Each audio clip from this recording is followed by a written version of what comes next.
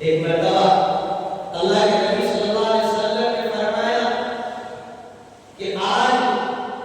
اللہ کے جبرائیل فرشتے نے آ کر مجھے ایک پیغام سنایا کہ آپ کے جو دو نواسے ہیں اس دنیا کے اندر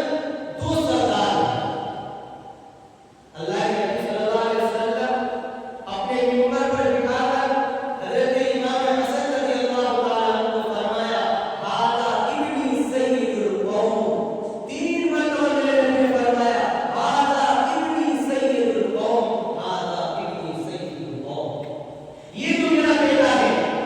یہ امام حسن جو ہے، اللہ ان کے ذریعے سے ایک بہت بڑا کام دے گا کہ دو مسلمان آپس میں لڑنے والے ہوں گے، دو مسلمانوں کی جماعت آپس میں خون ریزی کرنے والے ہوں گے، اس وقت میرا ایک بیٹا سردار بن کر دو مسلمانوں کی جماعت کو آپس میں ملا کر اس خون ریزی کو ختم کر کے صلح کر دے گا۔ اور وہ واقعہ حضرت علی کرم اللہ وجہہ کے شہادت کے بعد جب حضرت امیر معاویہ اور حضرت امام حسن رضی اللہ تعالیٰ عنہ خلیفہ بنے،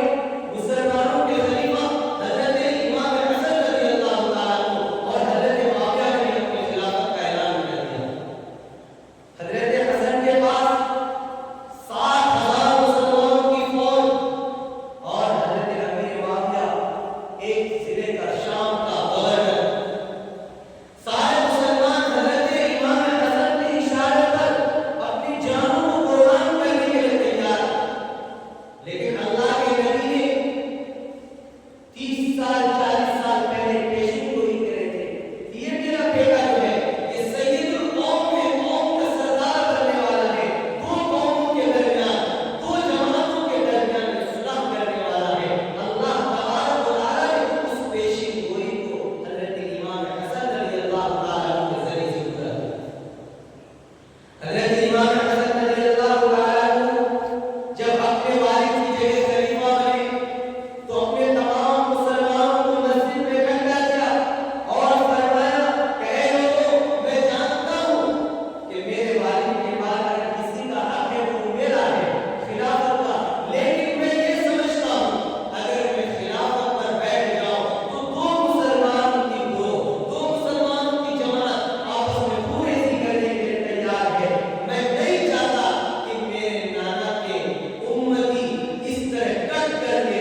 مر جائے اور میرے نانا کی امتی مٹ جائے دنیا سے، اس لیے دونوں طرف سے میرے نانا کی امتیوں کو نقصان ہوگا، مسلمانوں کو کوئی بھی فائدہ نہیں ہوگا، اس لیے میں اپنی خلافت سے دستبردار ہو کر حضرت معاویہ کو امیر خلافت بناتا ہوں۔ اے مسلمانوں، تم بھی ان کی ہاتھ پر بیٹھ کر دو خلافت۔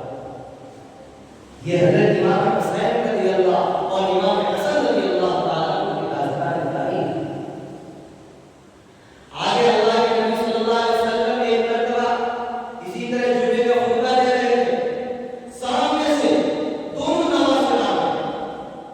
فرمایا الحسن والحسین سیدا شباب اہل الجنہ، اے لوگوں، اے مسلمانوں کی جماعت، تم جانتے ہو یہ دو میرے پھول جو چمیتے آ رہے ہیں سامنے سے، اللہ نے علی اعلان کیا یہ تو تمہارے بیٹے، یہ تو دونوں تمہارے نواسے ہیں، اللہ نے ان دونوں کو جنت کے اندر تمام نوجوانوں کا سردار بنا دیا،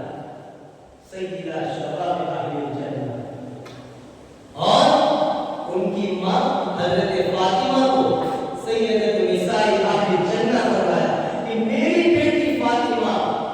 تمام عورتوں کی سردار جنت میں بنے گی اور میرے یہ دونوں نواسے جنت کے تمام نوجوانوں کو سردار بنے گی۔ اس لیے میرے نوجوانوں، اگر ہم امام حسن اور امام حسین کی سیرت اور صورت کو اپنائیں گے تو کل قیامت کے دن جب جنت کے اندر امام حسن اور امام حسین ہم سے مخاطب ہوں گے